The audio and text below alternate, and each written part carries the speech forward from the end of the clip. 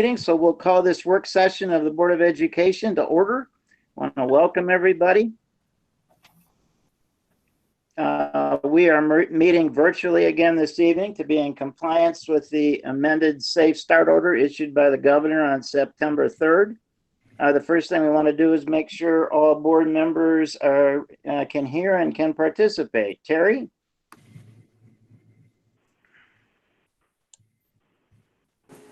Yes. Thank you. Celeste? Yes. Bo? Yes, I can hear just fine, Randy. Great. Joanne? Yes. Good. Kurt? Yes. Thank you. Very good. Rusty's going to be a few minutes late. So we'll begin with me reciting the Pledge of Allegiance on behalf of the board. I pledge allegiance to the flag of the United States of America and to the republic for which it stands, one nation, under God, indivisible, with liberty and justice for all. Okay, our first order of business is to approve our agenda. Are there any changes to the agenda as printed? Nothing from me, Randy. Very good. We have a motion, please, to approve the agenda. Mr. President, I move that the Board of Education approve the agenda as printed. Second. Thank you. All in favor? Oh, wait a minute. This is a roll call vote. I'm sorry. Thank you, Barb. Mr. Droppers? Yes. Mrs. Wilson? Yes. Mr. Rathburn? Probably not there. Dr. Shelton Harris? Yes. Mr. Van Antwerp? Yes. Mrs. Novaria? Yes. Mr. Snyder? Yes. Very good. Thank you. We'll move forward with our agenda as provided to us and go right to the report section. Mark? Thank you, Randy.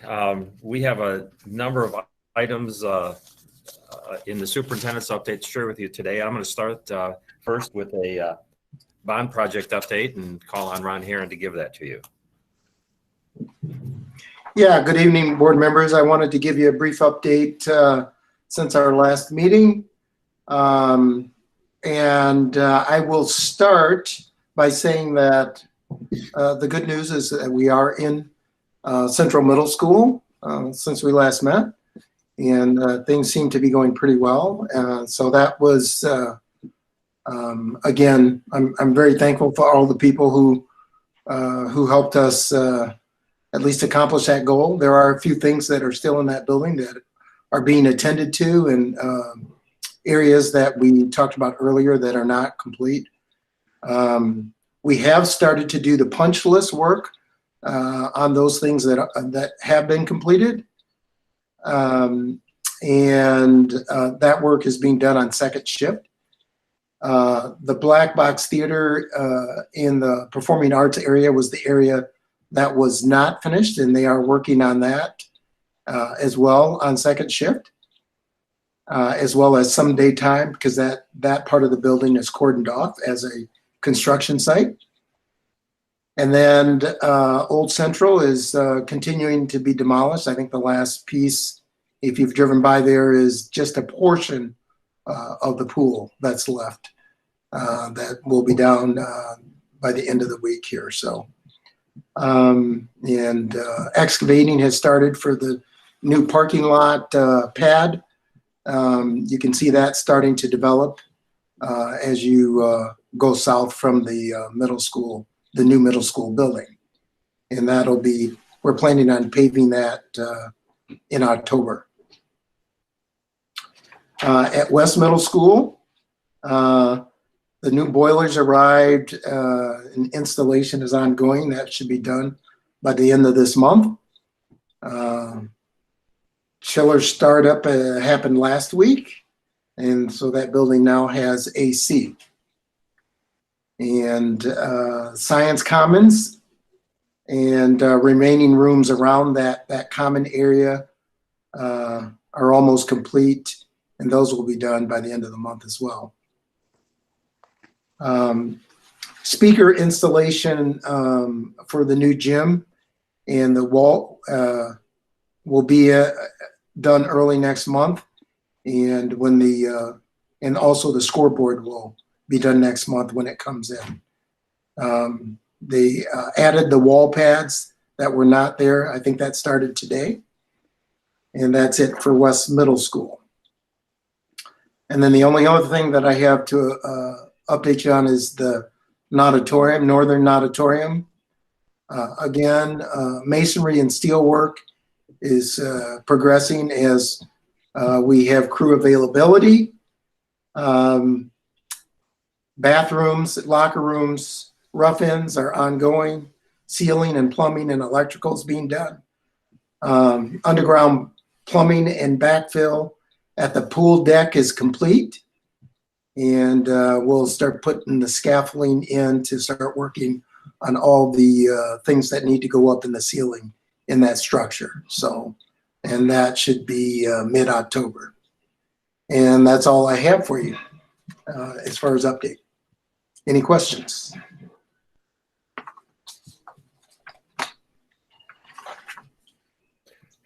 Thanks, Thanks, Ron. Ron. Hearing no questions, we'll move on. And I'm going to ask Susan Livingston to come into the picture here and give you an update on the summer food program. So Susan, it's all yours. Thank you, Superintendent Beelang. Good evening, board members. How's everyone doing today? I am going to attempt to share my screen with you. So let me know if you can see it. It's on, yes. Yes? All right. Woo-hoo, it worked. Okay. Thank you for letting me talk to you for a few minutes. I kind of wanted to speak a little bit about the summer feeding program and the unanticipated school closure program that we did this past year. I'll start off with the unanticipated school closure program, which was part of the summer feeding program, the way that the state and the federal government had it structured. We ended up running that program from March 17th when we were shut down as a state until the end of June to provide meals to all of our students and any community members who needed meals during that time period. We ended up serving 96,000 breakfasts and 96,718 lunches, and we ended up using 2 stationary sites as well as 4 mobile sites, 60 of our food service staff members, and 150 plus district volunteers, teachers, secretaries, parapros, bus drivers, all of that who helped make that successful for our community members. Then we transitioned on July, well, actually here's some photos of the day when we delivered in snow, as well as all the seasons that we were delivering in. Spring with a little bit of chili coats, and then the hot weather in June whenever we were on the bus routes. And then we transitioned on July 1st into our traditional summer food service program, and that ran through August 14th, and we did that at 3 sites. We did Miller Meadows apartment community, we did Colonial Acres apartment community, and then we also continued at PCEC there. And we were able this year, because of the COVID situation, to do non-congregate feeding, which is unusual for the summer feeding program. So we were allowed at that point to give out 2 meals a day. And so we ended up over that 6-week period giving out 10,621 breakfasts and 10,991 lunches. And we did that with 10 people at the 3 different sites. So it was kind of every day was a run for the money, and we did it Monday through Friday for the community.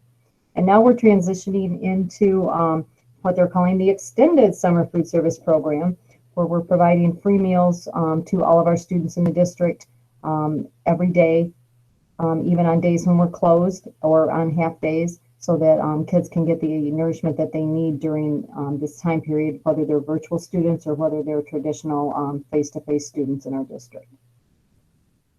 And that's all I've got. Just kind of keep it short and sweet for you. Does anyone have any questions? Susan, no questions, but that was a short and beautiful presentation. Thank you. And thanks for all your work and work of your folks, Susan, to pull all this off. Thank you. You're welcome.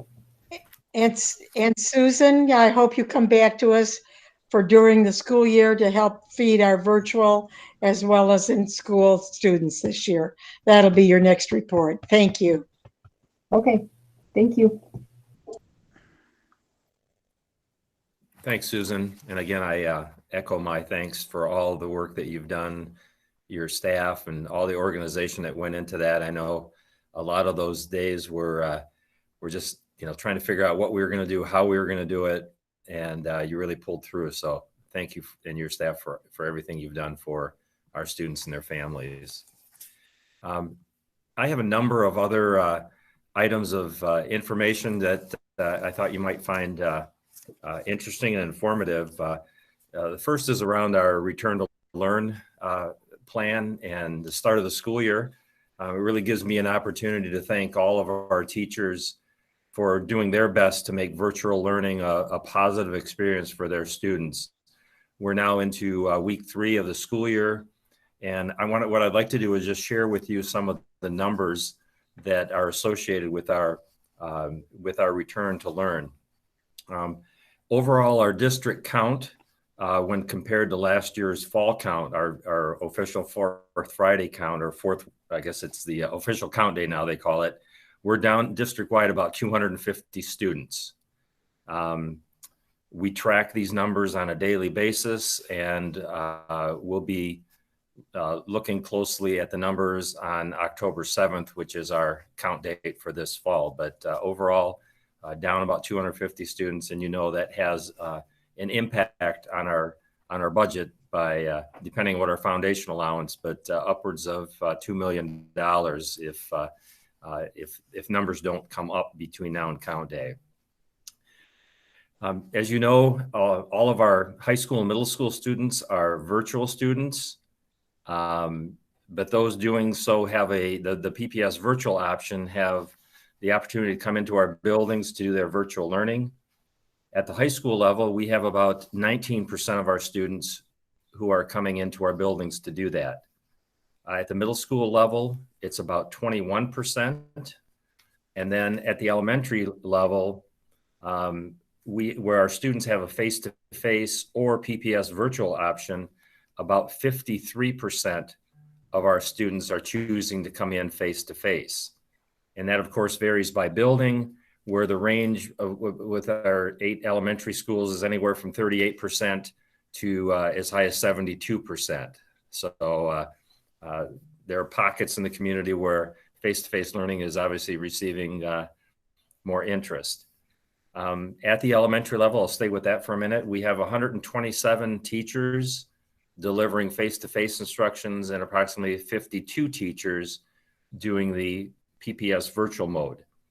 So I'll do the math for you. Our average face-to-face class sizes are just over 16 students per class in grades K through 5, and it sits at about 40 in the PPS virtual mode.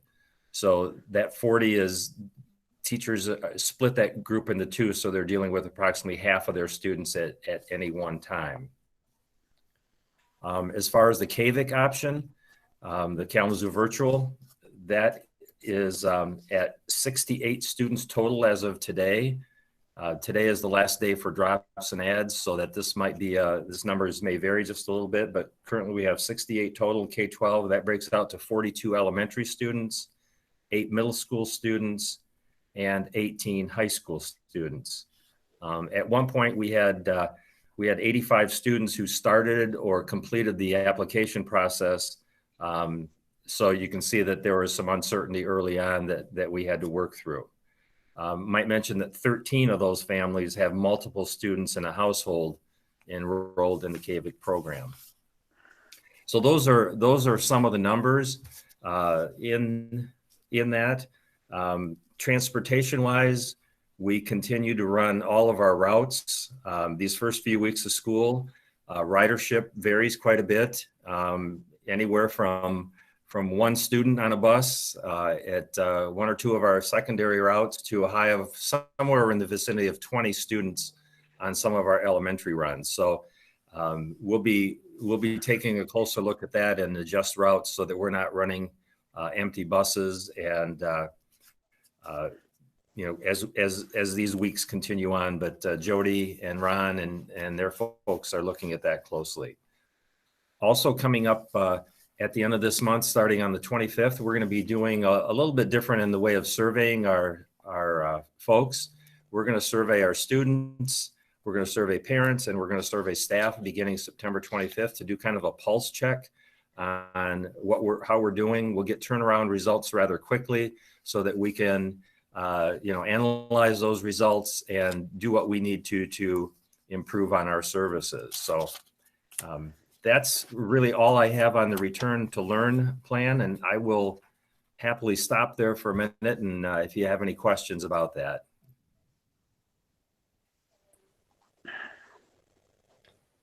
Hey, Mark. This is Bo. I did just a curiosity, but the first 2 weeks of school, I noticed that a bus came down my street every morning, but this morning it did not. So I'm guessing that you ran everything for a couple of weeks and then adjusted, because I noticed that none of the kids who typically would get on the bus on my street are attending in person. So has this been, so after 2 weeks, have you started to adjust and We've started to adjust and we'll continue to adjust as we monitor our numbers. And I know, are you still on? Are there any other comments? I am on. Okay. And yeah, we are looking at that and adjusting as we go and as we need to consolidate routes. And we'll continue to do that. There's a couple of things, number of kids on a bus, and then as you know, also kids have either decided that they're going to continue to do virtual or not. And some of those kids are missing now. They're decided they're going to stay home. So those things are all happening at the same time as we're analyzing sort of how the routes should be reorganized. Yeah, just piggybacking on Ron's comment, we started out a little bit higher on the students who are opting to come into the buildings to do their virtual learning, and those numbers have dropped a little bit. I think we started out a little closer to 25%, and so that contributes to those route adjustments. So, thank you, Ron. Hey, and Mark, I have one more question. You're going to be doing the survey soon, which I think is great. But in the interim, do you have a sense of just what the general mood is in the buildings? I don't have kids in school anymore, so I'm a little bit out of the loop. But do you have just a quick take on that? Sure. It's I don't know how best to describe that to you, other than from a teacher's perspective. I think for a lot of folks, they're feeling like this is their first year of teaching. I mean, this whole virtual instruction is a different world. So you can imagine what the emotions are amongst our professional staff. It's, there's concern, there's frustration, there's anxiety. We recognize that's all there. People are learning new skills that they haven't had to learn before. So this trying to do both the virtual and the face-to-face instruction is extremely difficult. And we're trying to accommodate staff needs, teacher needs, as to how they're placed. But I know that there's a lot of concern about that. And you add the health component in there too. So there are concerns. Parents, the ones that we hear the most from, want us to get back face-to-face K-12 as quickly as possible. And that seems to be at least the people we're hearing from, but they do appreciate the options that we provided to them. But making that happen is obviously the challenge in how that works. People are working hard. Our principals are supporting in the best ways they can their teaching staffs.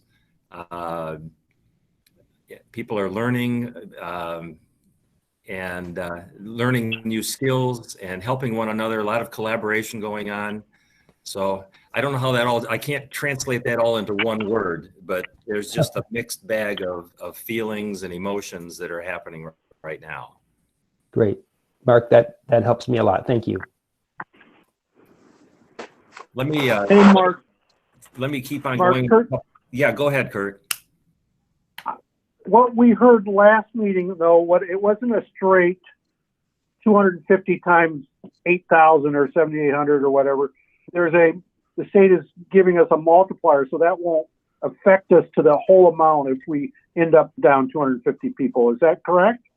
That is correct. My my calculation is, well, it won't, because yes, it'll be a fraction of that Right. based on the formula. So yes, I'm sorry, I didn't mean to mislead you on that. Right, because it's 250 is a good number, but you made it sound like, we're going to be down $2 million, and that's really not what we're going to be down in revenue. That's correct. Because Thanks of the for that state reminder. No, in a normal year, yes, but this year, because of the formula, Right. that will not be that. We'll not realize that full impact. Thank you. Right, thank you. All right. I also just want to mention, and I think Mike Huber will go into this in a little bit more detail, but just our state testing this year is going to look a little different. We still have to get our heads around how we're going to present monitoring reports that involve the numbers and the data that you're used to, but there will be a makeup for from this spring for SAT for all seniors. There'll be some tests taking place in October. That's one of those that'll happen in October. All of our juniors will take the PSAT, and the state will be footing the expenses for both of those. We'll also be doing the PSAT 8, which will be strongly encouraged for our kids in 8th grade.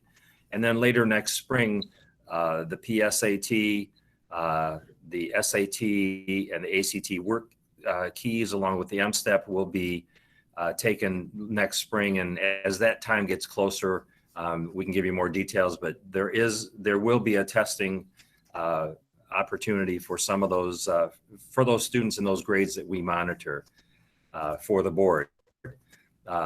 M-STEP will be given in the spring in grades 3, 4, 5, 6, 7, 8, and 11. So we'll get some data there. And then also there'll be 3 times that we will assess students on Acadience, NWEA, in K-5. We'll be doing Acadience reading, fall, winter, and spring, as well as the NWEA math. That'll happen fall, winter, and spring. And then at the middle level, NWEA will be assessed in reading and math, and that'll take place again 3 times a year. So we will have some results. Don't know exactly what the state data, what we'll get for our comparator schools. We may have some adjustments on that, but we're working on how that's going to impact the monitoring reports that deal with Policy 1.1 starting, well, the reports start next month, so you'll get a sense for that. So that's just a little bit about state testing. The next thing I wanted to touch on is another plan. In the spring, we did our continuity of learning plan. Then we did our preparedness plan, our return to learn preparedness plan. And now we have to do a extended continuity of learning plan. So our planning expert that we turn to is Mike Huber. And I'm going to ask Mike if he'd join us and give you a little sense for what's in store for us for this fall and this school year. So Mike. Thank you, Mr. Belang, and thank you, board trustees, for taking a listen to another plan from us as we continue to go on. These plans originate from the state, both from kind of MDE and the legislature, allowing us to be prepared for the school year. This one, the extended COVID learning plan, it really centers around a year-long goal for us. So that kind of comes out in about 8 parts. And Mark mentioned the first one around NWEA assessments and Acadience, which we used to bring you that data called DIBELS. So the name has just changed, but the assessment is the same. And we are going to use those. That's one of the core pieces of the extended COVID learning plan, is that we bring assessment information. This is our 3rd year with NWEA, but it's our second, in our 2nd year, NWEA was abbreviated. So really we only have 1 full year of experience using NWEA as an assessment. It's a norm reference assessment for us. So it gives us information comparing where our students are ready to learn.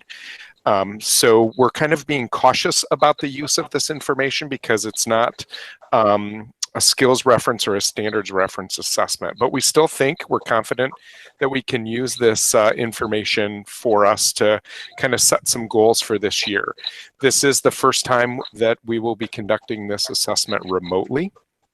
which also is something that we've been looking into. What does it look like for a student to take this at home? And of course, we want to make sure that our data collection is as appropriate as possible. So we're being cautious, and we're doing some training both with staff, and we'll have some information for parents as well out there.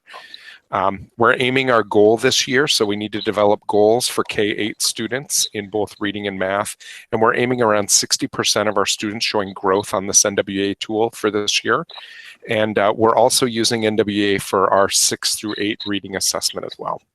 We're also using Acadience, which we have well over a decade of use in that, and bringing data to you in Monitoring Report 1.1 around that particular assessment. It is a standards reference assessment, so it's a bit different, measuring our students' performance against a particular set of literacy skills appropriate for that grade level. And we're going to target that 60% or greater of our students being at grade level benchmark by the end of the year. And we believe that we'll take a look at these goals throughout the year and make sure they're appropriate. As Mr. Beelang mentioned, we're going to screen in the fall, the winter, and the spring. We need to talk about our delivery of instruction in the extended COVID learning plan. We have to make sure we're gathering data, and as well as providing information to our stakeholders around what does it look like for delivery instruction with our virtual and in-person programs. We'll be gathering input from parents on our processes. We know that changes will come, and they'll probably come pretty rapidly. So we know that we're going to prepare for maybe a shift to more face-to-face.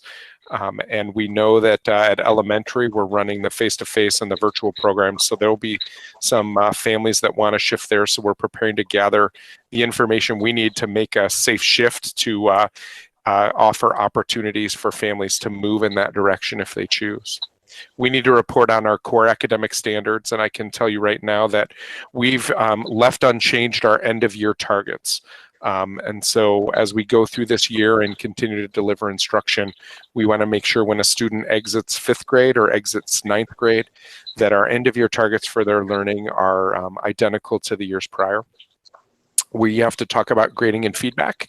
And so we're using our current grading and feedback systems that we have in both our online Google Classroom and our Skyward gradebook systems to provide that.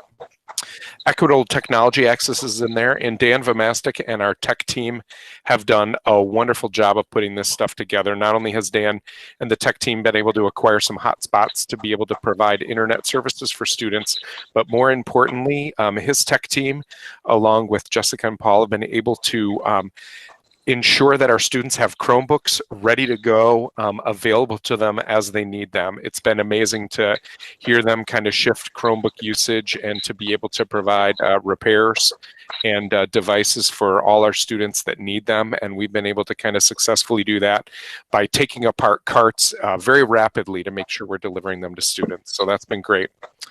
We do have to ensure our students with disabilities have guaranteed access to similar programs. And Dr. Matson Gerhardt, along with Ann Gordon and Nikki Morand, have been working hard with all of our special ed staff to look at IEPs, to review services, and to ensure that all of our students are able to access our programs, supporting whether they're at home virtually or in the classroom. Teresa Fortin and our English learner paraprofessionals have been supporting our vulnerable student populations, especially around English learners. And that's something that we also need to include in this extended COVID learning plan. And then lastly, we have extended programming like CAMSI, EFE, and EFA, and dual enrollment, some of those extra programs that we participate in. We need to ensure that those also right now are being supported through our extended COVID learning plan. And so at both of our high schools, we're continuing to do our IB and AP instruction. We have our students that are at CAMSI. They are participating there virtually right now. And so all of these 8 items go together to comprise our extended COVID learning plan. And we'll have the bulk of that all put together by October 1st for us to submit to the ISD for approval, which will include those goals. So that's kind of all we have for this third of our major plans that we've developed right now to kind of work through us through the school year.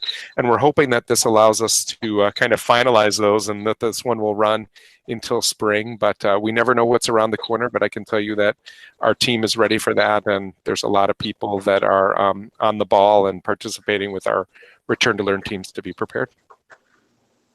Happy to answer any questions if you have any. Thank you, Michael. Appreciate that. And as Mike mentioned, the board does not need to approve that plan that is submitted to the ISD for approval.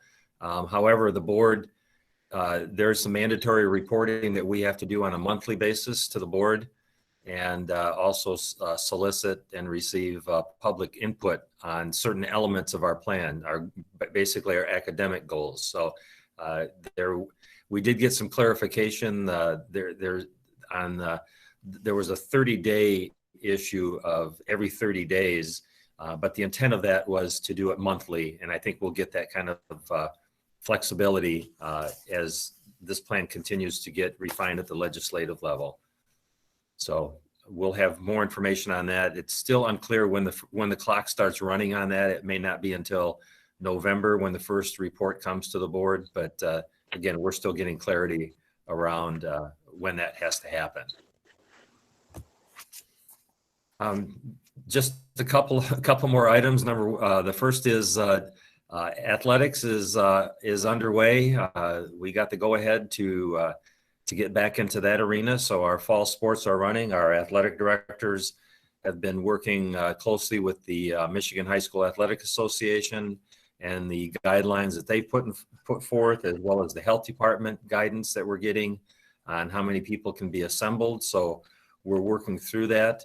Also, initially when we reinstituted sports at the middle school level, cross country was the only sport that was starting out, but now several other fall sports are going, and the athletic directors are doing their best to work with league officials to schedule contests to maximize the use of those seasons. So that's happening at the middle school level as well.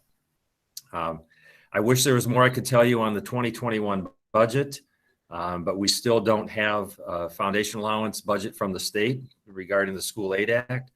However, today am hearing a little bit of good news that the $175 proration that was made to the 1920 foundation allowance will be restored as our new base for the amount for 2021. So, and perhaps that the categoricals aren't going to get touched at all. So I don't know how they're making that happen, because everything we were hearing, throughout the course of the spring and summer was not that optimistic. But we've got 2 weeks before the legislature is required to have a budget in place. So we expect a lot to happen. I think there's a lot going on behind the scenes with information being shared through the different channels that they have in Lansing. But in any case, that is optimistic news if we could be held to the same foundation allowance that we had last year.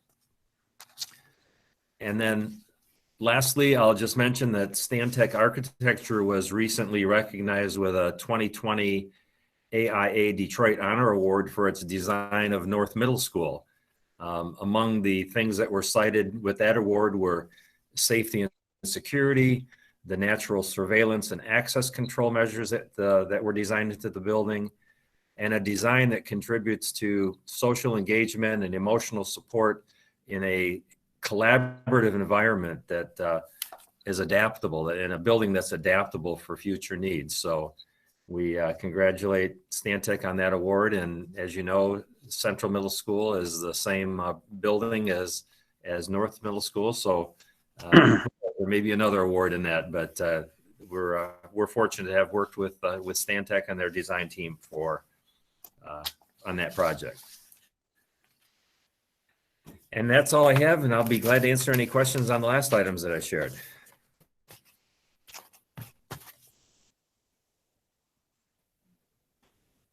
Any questions from trustees?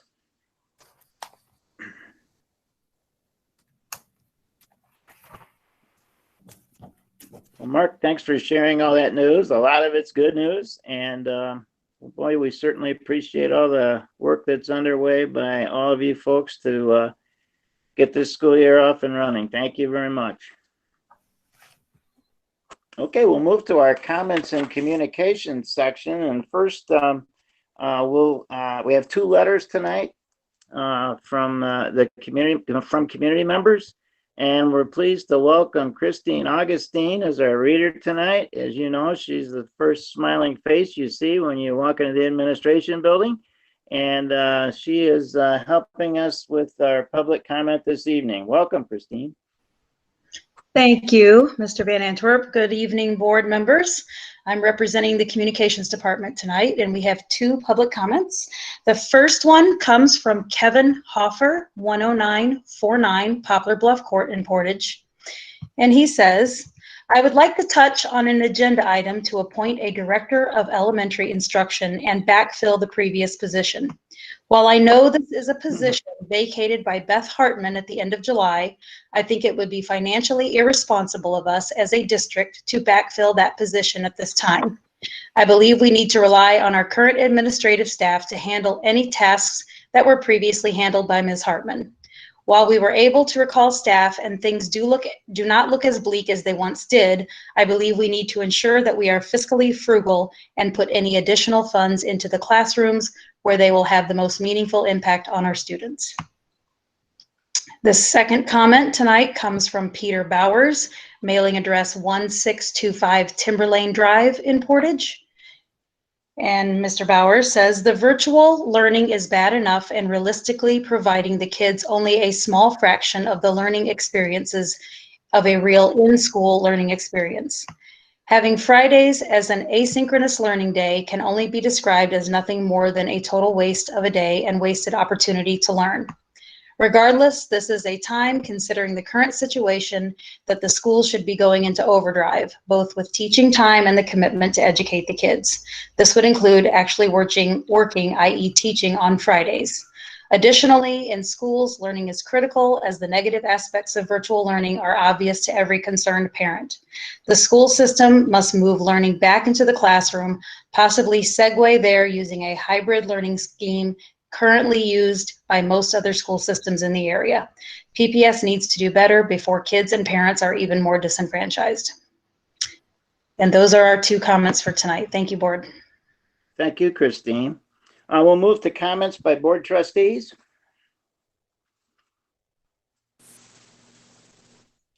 Randy, I have a comment. This is Joanne. Certainly. There is no playbook for return to learn in a pandemic that helps set this year's educational delivery. The admin team set goals, making it work, with so many disciplines supporting them. Bus drivers, socially distancing and safely delivering our students. Janitors, maintenance people, stepping up for PPE and cleaning and disinfectant.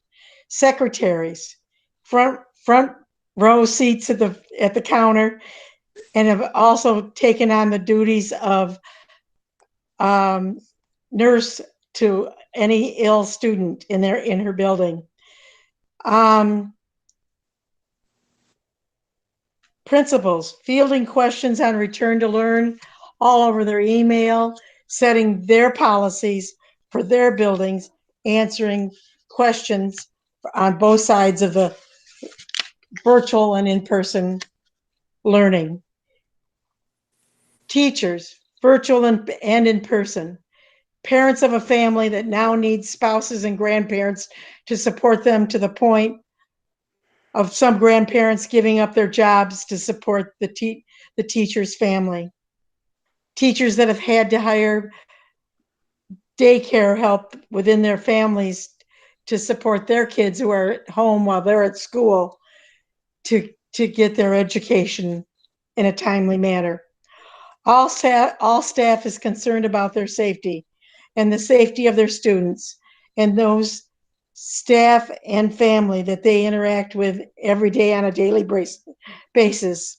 I praise you and I thank you. Thank you, Joanne. Anyone else? Randy, it's Rusty. I'll go. Yes, sir. Boy, I have a lot to say. There's just so I'm seeing so much good. First, I'd just like to start with the admin. Thanks for everything, everybody's hard work. Things aren't always perfect. Everybody's scrambling and doing a great job. The kids, I think, have been resilient and amazing. This isn't easy online learning, and kids are plugging along. Parents are being patient. We all understand what we're doing, but really, when I'm walking around my house in the morning, I get to hear some of what's going on from the teachers. I try not to listen too much because I don't want to be that parent that's, eavesdropping. But I can just really tell these teachers are doing an absolute amazing job engaging kids. I mean, we need to teach kids, but I always talk about how engagement is so important, and especially in these times. And I can see I listen to these teachers, engaging kids. So I just am thankful and appreciative for everybody and everybody's hard work. So many people are working hard. Just can't, next I can't tell everybody how great it was to see buses moving last week. You get the feel of a small return to normalcy. Driving down I-94, the lights are on at the stadium at Portage Northern, bands practicing. A lot of the athletes are returning. I was late tonight. I was at my son's tennis match. This is so important to kids. Band's important to kids. Athletics are important to kids. Just seeing all this, and it just gives me some sense of normalcy. And I got a higher sense of normalcy yesterday. I don't know if anybody saw that and felt like I did, but the Lions were up going to the fourth quarter and had a 98% chance of winning, and they lost. So if that doesn't feel like returning to normalcy, I don't know what does. But all seriousness, I feel like, I know this isn't the best place to be, but it feels really good to have kids back learning, back in some of the classrooms. Just one warning. I hope parents with this can get out and maybe we can teach kids. I see it in my kids, so I had to restructure things as we got to watch the food we have in our house. Kids are home and kids are snacking a lot. And one of the things I worry about is kids' health. So, we all know obesity is a big problem in this country. And so I hope parents are, the other part of the equation. We want kids healthy. So let's make sure we have healthy food in our homes. So thanks, Randy. And thanks to the board. Thanks to administration and everybody in this community. Thanks, Rusty. Anyone else? Hey, I'll talk. It's Terry. I just wanted to relay a couple of stories. One is that I spoke to a parent over the weekend who has 4 children in Portage schools, young children. All of them are going to school in person. And this parent said that she wished that other parents could see how enthusiastic and happy her kids are when they come home from school every day. They're happy to be in school learning. They're happy to be with their friends. That it was just a great decision to send them to school in person. So I just wanted to pass that along. And another thing happened to me today that was interesting. I was out and about with my mask on, and a gentleman confirmed who I was, that I didn't know who he was.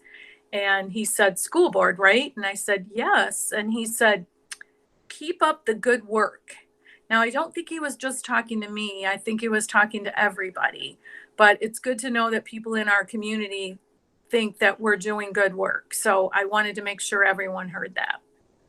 Thanks. Thank you, Terry. Anyone else? Hey, Randy, this is Bo. Can I go next? Yes, sir. Hey, Mark, when you were responding to my question earlier, you said something that really struck me, and you were acknowledging really how difficult it is for professionals when they have to do something completely new after they've already mastered it, and and just reflecting on our teachers and what they've been going through the last couple of weeks. And do you remember a year ago when Quint Studer came in to do that opening presentation? Kind of the opening day, and the auditorium's filled with people, most of them teachers, and he said, and Quint was a teacher at one point, and he said, "Hey, I'm just curious, how many of you, your first 2 or 3 months of teaching, went home in tears at least once?" And half of the hands in the room went up. And your comment just helps, I think, me empathize a little bit more with what people are going through. I mean, people are having to relearn things and get good at doing things a different way after they've already mastered it. And we have teachers, we have parapros, we have all sorts of support staff in our buildings, and this goes for parents too. I mean, it's just a difficult, frustrating time, but people are moving ahead. So I was so pleased that you could acknowledge that. My thanks to everybody. Thank you, Bo. Anyone else?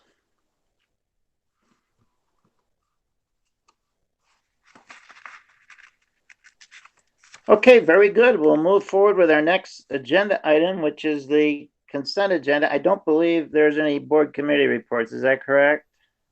Hey, Randy, you want a quick one from Yes. Owner's Linkage? Well, yeah, let's do that. Yeah, and then we'll go to the consent agenda.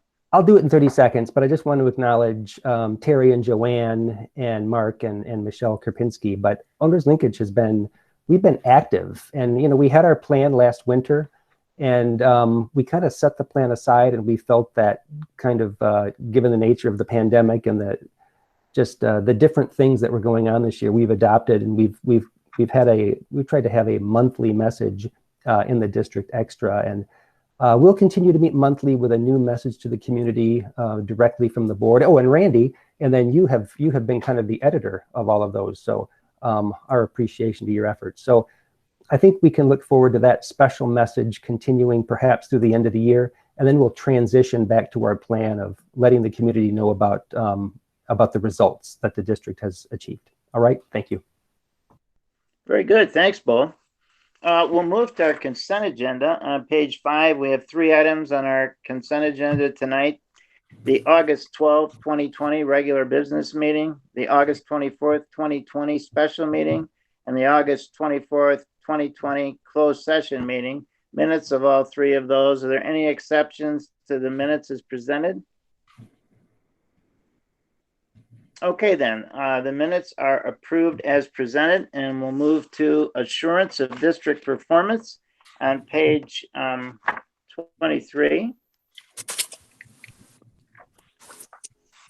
And is there a motion, please, for monitoring report 2.6? President Van Antwerp, I move that the Board of Education accept as presented the monitoring report on 2.6 asset protection as a reasonable interpretation and evidence of compliance with policy. Is there a second, please? Second. Thank you. Very good. Mark, anything new in this monitoring report to report? There are no changes to my interpretation, board members. That remains the same.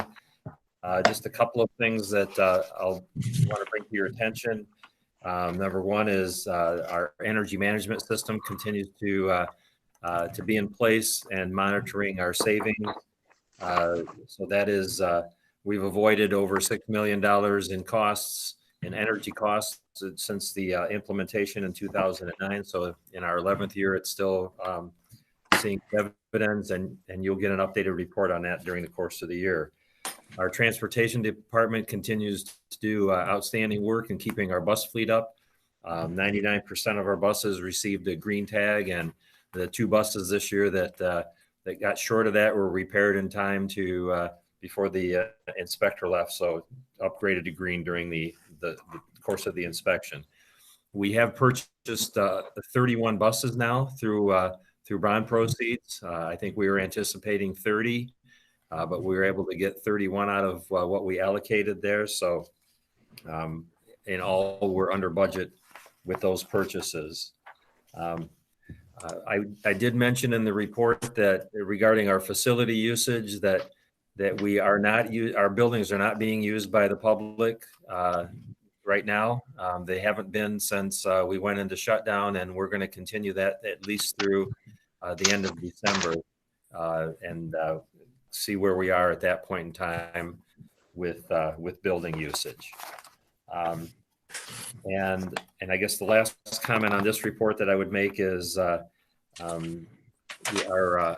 regarding our audit and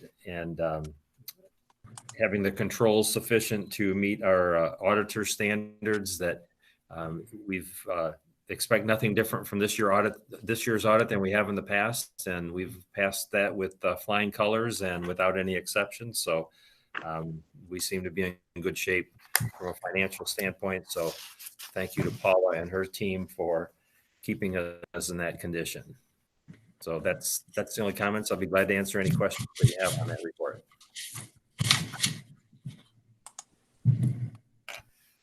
Any questions for Mark? Any discussion?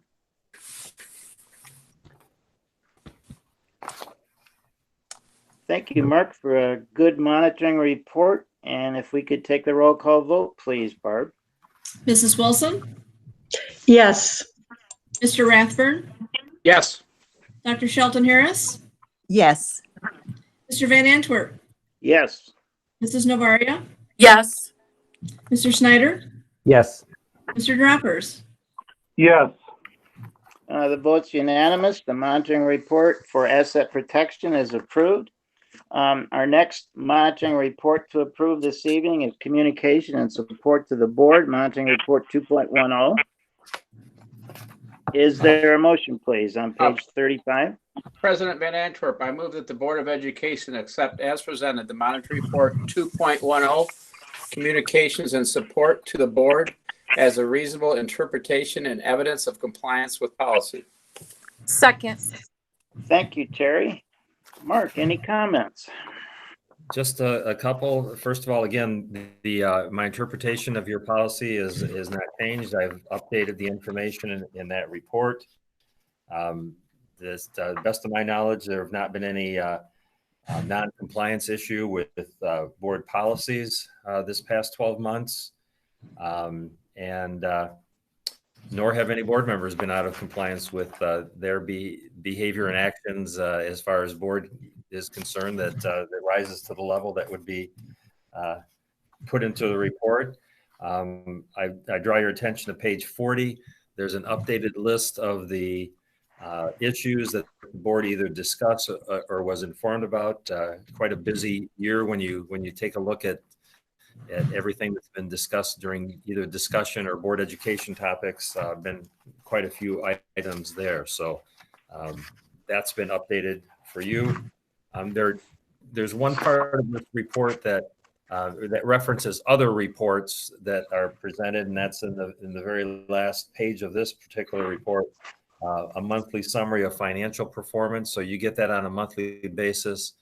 And then during the course of this bond project, we've also been providing financial updates and change order updates to you on a regular basis. And then also included there is a report on safety, which was last presented in July of this year.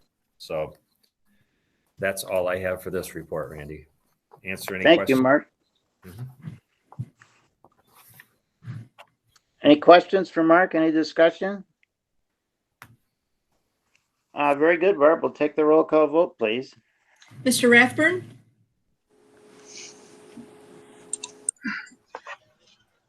I'm Mr. sorry, Rathburn, yes. Dr. Shelton Harris, Yes. Mr. Van Antwerp, Yes. Mrs. Novaria, Yes. Mr. Snyder, Yes. Mr. Droppers, Yes. Mrs. Wilson. Yes. Thank you, Barb. The vote is unanimous. The monitoring report is approved. And if trustees can get me their monitoring report evaluation forms for both of these monitoring reports tonight, I would appreciate it. We'll move to our action items on page 44. And the first one is the GRBS contract renewal. Is there a motion, please? Mr. Yes, President, Mr. President, I'd like to make the following motion that the Board of Education approve as presented a 2-year extension of the custodial service contract with Grand Rapids Building Services, GRBS Inc. for $1,863,768. The funds for which will come from the general fund. Is there a second, second, please? second. Very good. Thank you. Ron, would you like to provide us with some information? Sure. Obviously, we're recommending the extension. Just as a note, it's been really a tough year, as we all stated, related to return to learn plan. And I want to say that the GRBS folks have worked really well with us during this extended COVID period, and really adjusting to the requirements of the return to learn plan. I also would like to say that we've been able to, one of the things that we've had to do is to adjust our resources. And we continually do that, just like we're doing with our bus drivers. And so this year, because we don't have students in the secondary classrooms, we were able to take resources from second and third shift, which would normally be cleaning those classrooms, and put them on to first shift to help us meet all the requirements of the elementary face-to-face learning plan. And so that was significant, a significant effort. In this contract, we'll continue to adjust it as the year goes on. I think last year with GRBS, I think we really ended up underspending the contract because we were out of school for some time, and I think we ended up approximately $200,000 under what we had budgeted.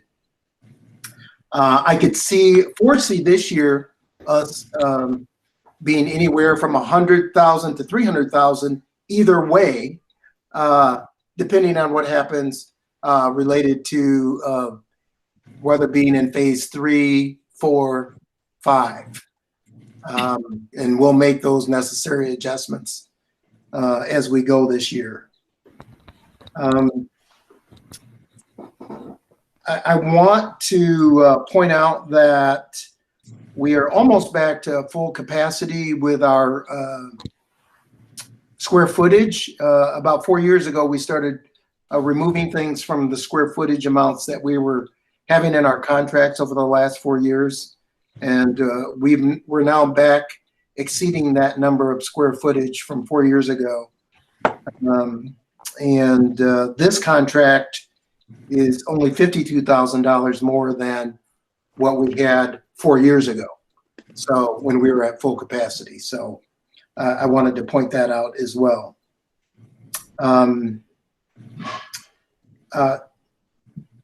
want to make a statement, really not about this contract so much, but about our custodial maintenance and transportation folks who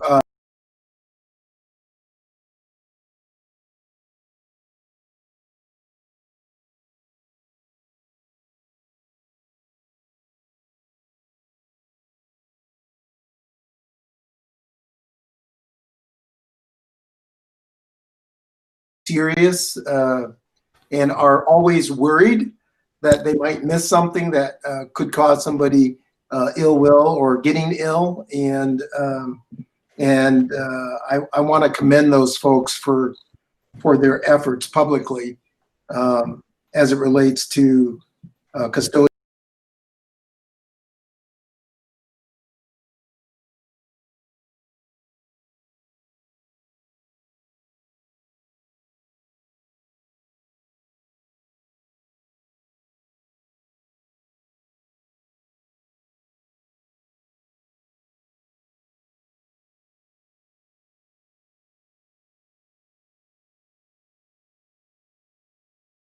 Sounds like everybody's doing a stellar job. Thank you. Anything else for Ron? Okay, we'll take the roll call vote, please, Barb. Dr. Shelton Harris, Yes. Mr. Van Antwerp, Yes. Mrs. Novaria, Yes. Mr. Snyder, Yes. Mr. Droppers, Yes. Mrs. Wilson, Yes. Mr. Rathburn. Yes. Very good. The motion passes. The GRBS contract is renewed. And again, Ron, thank you for all the work that you're doing, and the transportation and custodial maintenance people as well. We really appreciate the extra effort. Thank you. Our next action item is new teacher appointments on page 46. Is there a motion, please? Mr. President, I offer the following motion that the Board of Education approve the following new teacher appointments as presented. Jennifer Martinson, second grade at Moores Bridge Elementary. Brittany Gard, kindergarten at Lake Center Elementary. Karen Warner, second grade at Moores Bridge Elementary. Shannon Bailey, first grade at 12th Street Elementary. And Stacy Bauer, music shared time at St. Michael's and St. Augustine. Thank Second. you. Is there a second? Thank you, Rusty. Brad, is there anything you'd like to tell us? Good evening, trustees, and the memo covers most of it. I will point out that those first four, the ones that are assigned to our elementary buildings, were all hired as virtual teachers, so they are having virtual classrooms. So while they are based in those buildings that you hear there, they are actually serving students from multiple buildings in their virtual classrooms. So they've been part of that great crew of teachers who have stepped up and having to learn things a new way. We're familiar with all of them, as all four of them have worked in our district previously, either as long-term subs or parapros. And they were hired literally on the first day of school for the teachers reporting. So the day after our last board meeting. So we've been very busy with that. And then the teacher on the list, Ms. Bauer, our music for shared time, is a replacement for another music teacher who resigned and moved up north for our shared time program. We're excited to have Ms. Bauer with us. She brings a great level of experience for those kids at both St. Augustine and St. Mike's. Thank you, Brad, and we welcome all these teachers to the district. Glad to have them here. Are there any questions for Brad? Brad, Joanne Wilson, I've got a question. So is it now, when you're virtual, possible to have a teacher crossing two different buildings? For instance, Haverhill and Amberley? Yes, it is. So some of our virtual teachers do have students that cross buildings, but what we've tried to do very purposefully is make sure that we have groups of students from the same building in those virtual classrooms. So using your example, we may have a teacher who has groups from Haverhill and Amberley in their class, and they may have 25 from one building and 15 from another if they're at the 40 max capacity. So if we get a chance to all come back in person at the elementary, then new teachers will be assigned. That'll be one of the challenges we will face when we come back in person, is to see how those kids then fall into those classrooms and shift with the different teachers there. But that will be a challenge when we move more face to face. Thank you, Brad. Hey, Randy, if I can just reflect, less than 3 months ago, on our meeting, we approved layoff notices for 30 some teachers, and now all of them are back except a couple who took different jobs, and now we're hiring more. So this is refreshing. It's a fun motion to vote on. Any other comments, questions for Brad? Okay, Barb, we'll take the roll call vote, please. Mr. Van Antwerp, Yes. Mrs. Novaria, Yes. Mr. Snyder, Yes. Mr. Droppers, Yes. Mrs. Wilson, Yes. Mr. Rathburn, Yes. Dr. Shelton Harris. Yes. Thank you. The motion to hire the new teacher appointments is approved. And we now have an administrator appointments on page 48. Is there a motion, please? Yes, Mr. President, I'm honored to make the motion that the Board of Education approve the following new administrative appointments as presented. Kelly Jensenius, Director of Elementary Instruction, and Alexander McCullough, Interim Principal at Lake Center Elementary for the balance of the 2021 school year. Is there a second? Seconded. Thank you, Bo. Brad, is there any other information you'd like us to know? We are thrilled to have both of these appointments here. Mrs. Jensenius, of course, has been the longtime principal at Lake Center Elementary and was instrumental this summer in really helping our Return to Learn plan come together. So she certainly was a trial by fire. And in fact, I think when I offered her the job, I asked her a couple of times, "Are you sure you want to do this?" And she answered yes repeatedly. So I'm going to take her at her word there. Point out that Kelly and her husband Mike have 2 kids in the Portage system, one at Portage Central High School and one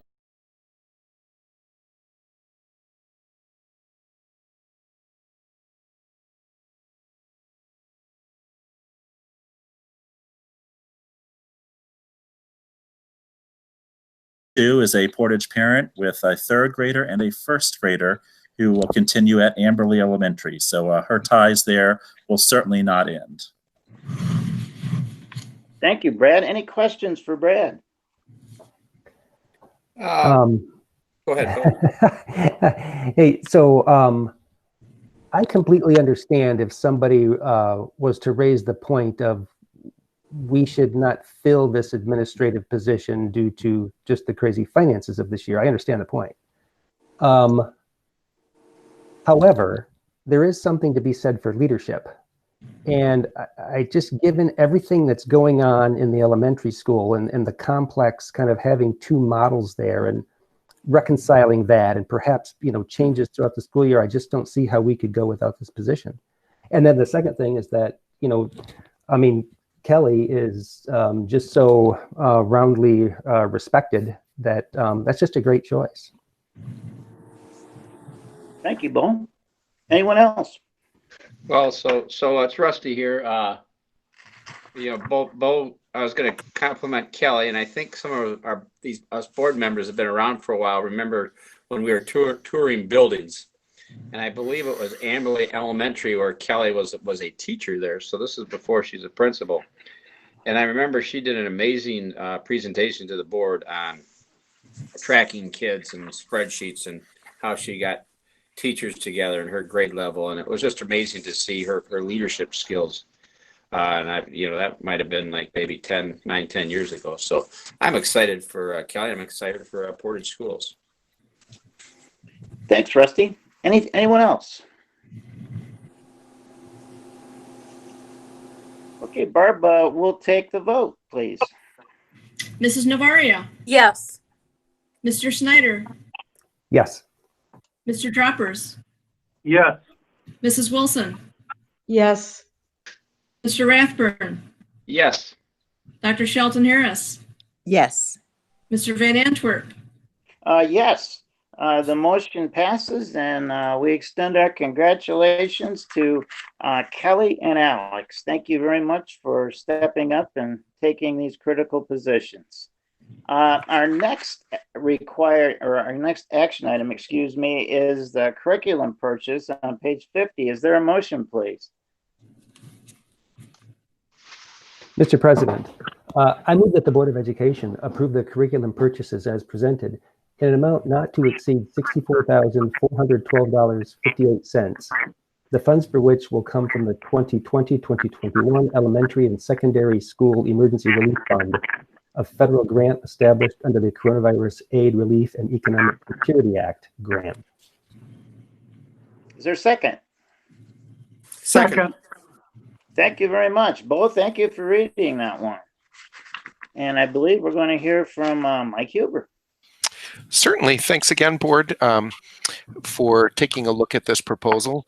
We're starting to use the coronavirus relief funds that come from 2 different sources to provide both online support and in some cases even text support for the courses we're doing. So these 2 purchases really are part of a handful of purchases that we're reviewing that are designed around supporting either our virtual classrooms or supporting some of our transitions to virtual. The KVIC program, those are the expenses related to purchasing Lincoln Learning Kits for our elementary students that are part of that. So this would be all of the recommended packets that they would be receiving, as well as manipulatives and other things that allow them to uniformly access that curriculum. And the AP Government textbook includes an online component that allows us to update the online text to something that is, I believe this is the 2018 copyright, and includes some of the midterm election information, as well as allows us to access and continue accessing the online textbook for our AP Government students. I would like to comment on the source of the funds, because as we were reviewing funds today, which we're continuing doing as we adopt our budget, these will be coming from a different, we believe, a different fund. It's still a coronavirus relief fund, but it is not the, as they call the ESSER funds, the elementary and secondary school emergency relief. We're going to kind of utilize those funds in a different way. So still coronavirus relief funds under the same act, but it's a different category of those funds. Happy to answer any questions if you have any related to those texts and online services.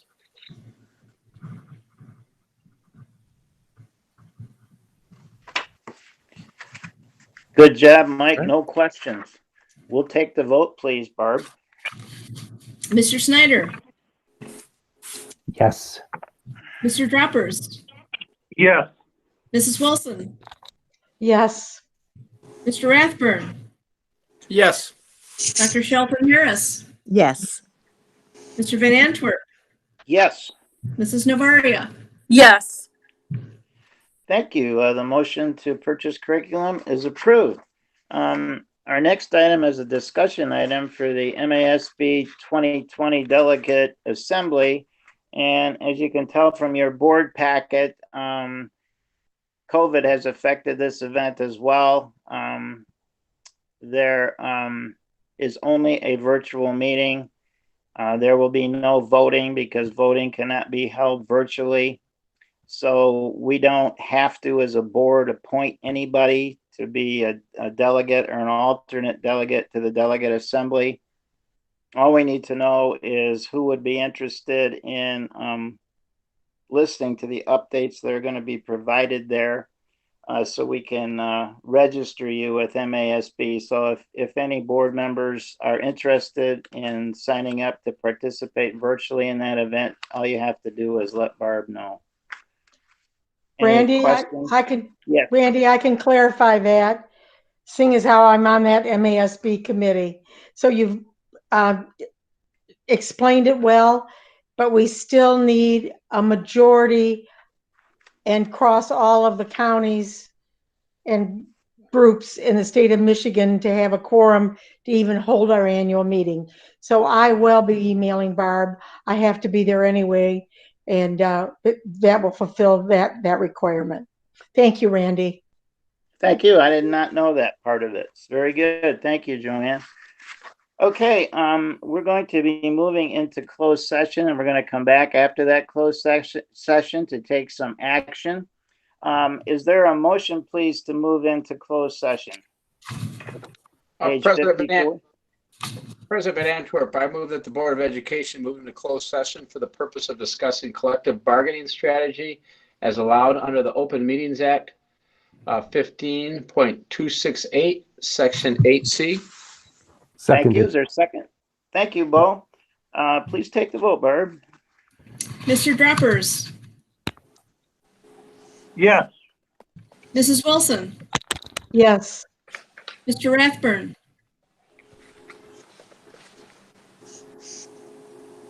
Mr. Rathburn,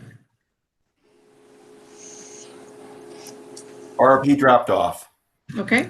Dr. Shelton Harris, Yes. Van Antwerp, Yes. Mrs. Novaria, Yes. Mr. Snyder. Yes. Okay, the motion passes. We'll be moving into closed session. Thank you.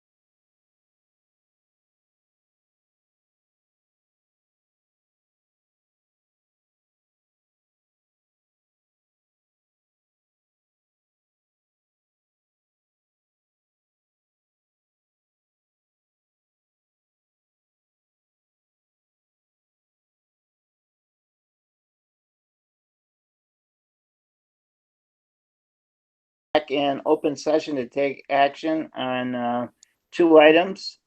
Is there a motion, please, for the first one? Yes, President Van Antwerp, I move that the Board of Education approve the letters of agreement relating to COVID-19 matters with the Portage Education Association as presented. Thank you, Terry. Second?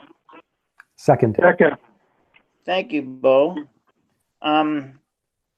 Is Barb with us to do the vote?